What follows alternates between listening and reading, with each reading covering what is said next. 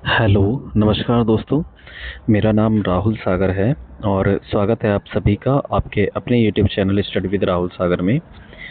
देखिए दोस्तों, इस वीडियो में मैं आज जो डीएसएसबी ऑफिस के सामने जो कुछ लोग इकट्ठा हुए थे, जो डीएसएसबी के द्वारा जो पेंडिंग रिजल्ट्स अभी बाकी हैं, उनको लेकर के आज क्या बात हुई थी, ठीक है, उसको वन बाय वन हर एक चीज़ को समझेंगे, क्या उन्होंने कहा, हर एक रिज़ल्ट के बारे में जानने की कोशिश करेंगे।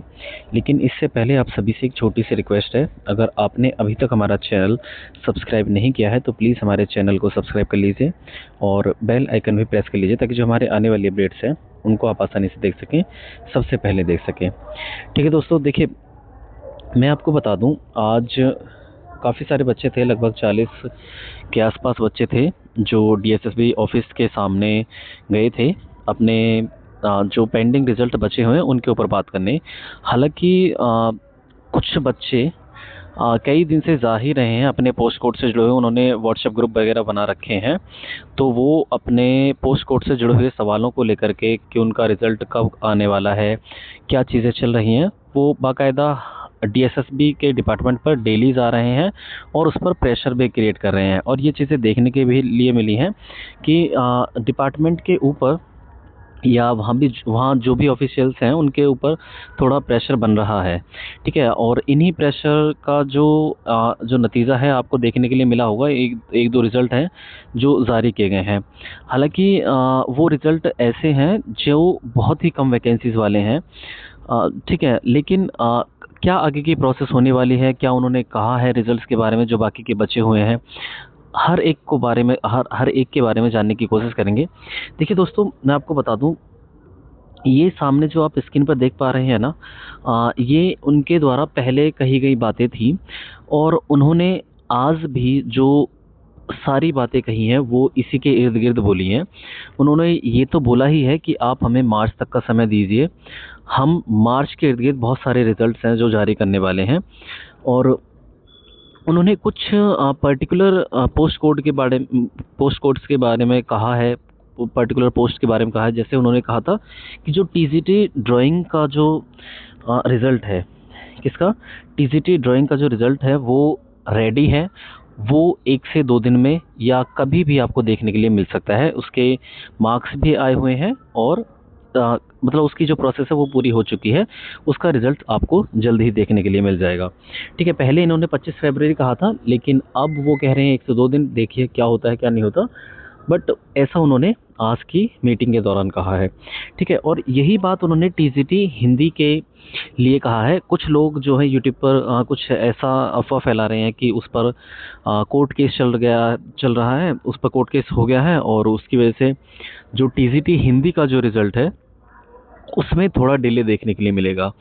ये कुछ लोगों के द्वारा अफवाह फैलाई जा रही है, लेकिन मैं आपको ऑथेंटिकेशन के साथ बताऊं तो डिपार्टमेंट के अंदर उन लोगों ने ये कहा है, कोर्ट केस हो चुका है टीजीटी हिंदी पर, बट हम रिज़ल्ट को जारी करेंगे और जो भी लोग जो भी कोर्ट केस से जुड़े हुए हैं उनके रिज़ल्ट को हम होल्ड पर रख देंगे, बाकी हम जो टीजीटी हिंदी का रिज़ल्ट है वो जारी करेंगे, ऐसा डिपार्टमेंट के अंदर कहा गया है, ठीक है दोस्तों।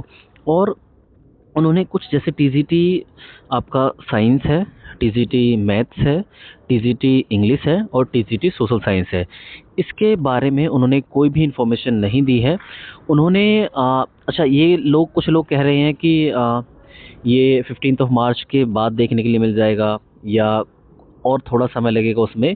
और जो डिपार्टमेंट के अंदर, अच्छा ऐसा भी कहा गया है कि उसके जो मार्क्स हैं, इन चारों जो भी हैं, ये जो टीजीटी की जो मैंने अभी जो पोस्ट बोली थी, उनके जो अभी मार्क्स हैं वो टीसीएस के द्वारा जारी नहीं किए गए हैं, उन्हें अभी सेंड नहीं हुए हैं।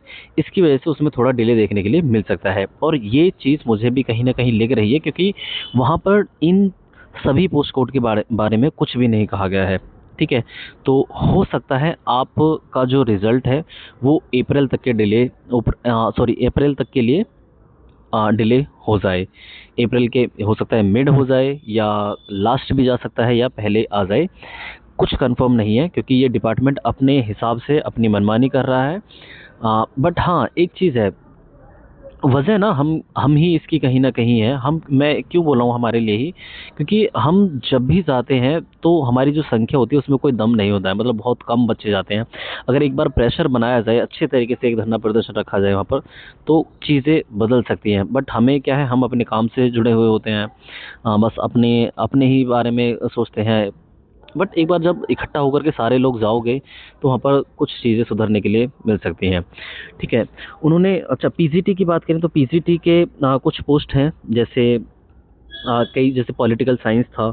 ठीक है, पॉलिटिकल साइंस, हिस्ट्री, और ये पीजीटी के कुछ जो पोस्ट कोड है, जैसे पॉलिटिकल साइंस, हिस्ट्री वगैरह, इनके लिए भी उन्होंने ये बोला है कि मार्च के अंदर, मार्च एंड तक इनके रिजल्ट्स जो हैं वो आने वाले हैं। टीसीटी के लिए बोला था उन्होंने।